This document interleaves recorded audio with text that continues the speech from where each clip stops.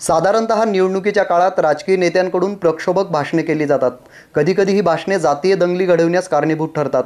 अशाच प्रक्षोभक भाषणे करणाऱ्या राजकीय नेत्यांची नावे असोसिएशन ऑफ डेमोक्रॅटिक रिफॉर्म्स म्हणजेच ADR या संस्थेने जाहीर केले आहे। यात राज्याचे सहकार राज्यमंत्री, जळगाव ग्रामीण मतदारसंघाचे शिवसेना आमदार गुलाबराव पाटील यांचा देखील समावेश आहे।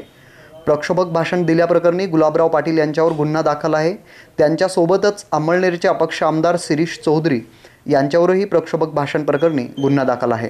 डोळ्यातलं पाणी यायचं की हा लाल दिवा जो आमचा फडकतो कन्हैया बंधू सारखे लोक ज्यांना पोलिसांनी ठेचून मारलं, संडाशीचं पाणी पाजलं, नखं उपडली असे आमचे 2 तालुका प्रमुख मारून टाकले।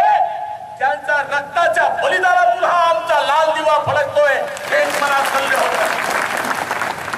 गाडीत बसलो, चालली गाडी, जे साले पोलीस जेल में डालते थे वो पुलिस सटाप असं वाटायचं मोरेंना केला की मला केला। थोडा वेळ मी समजायचं आपल्यालाच केला, समजून गेलं। गाडी चोपड्याकडे गेली, आरावत पोलीस स्टेशनला भेट दिली। भाषणांमध्ये एकही मुद्दा दलितांना योजना सुधारण्यासाठी, महिला सक्षमीकरणासाठी, विद्यार्थ्यांसाठी आणि बेरोजगारांसाठी कुठलं भाषण असेल तर मला दाखवून द्या। आहे का भाषण त्यांचं? प्रक्षोभक भाषण करणाऱ्यांच्या यादीत भाजपचे 10 खासदार आणि 17 आमदार आहेत।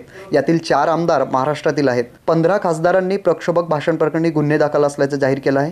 प्रक्षोभक भाषण प्रकरणी भाजपच्या 10 तर AIUDF, TRS, PMK, AIMIM आणि SHS या पक्षांच्या प्रत्येक 1 खासदारांवर गुन्हा दाखल आहे। देशभरातील विद्यमान 43 आमदारांनी आपल्यावर प्रक्षोभक भाषण प्रकरणी गुन्हा असल्याचं जाहीर केलं आहे। यामध्ये भाजप 17, TRS आणि MIMचे प्रत्येकी 5, TDPचे 3, काँग्रेस, तृणमूल, JDU आणि शिवसेनेचे प्रत्येकी 2, DMK, बसपा, सपा यांचे प्रत्येकी 1 आणि 2 अपक्ष आमदारांवर प्रक्षोभक भाषण प्रकरणी गुन्हा दाखल आहे।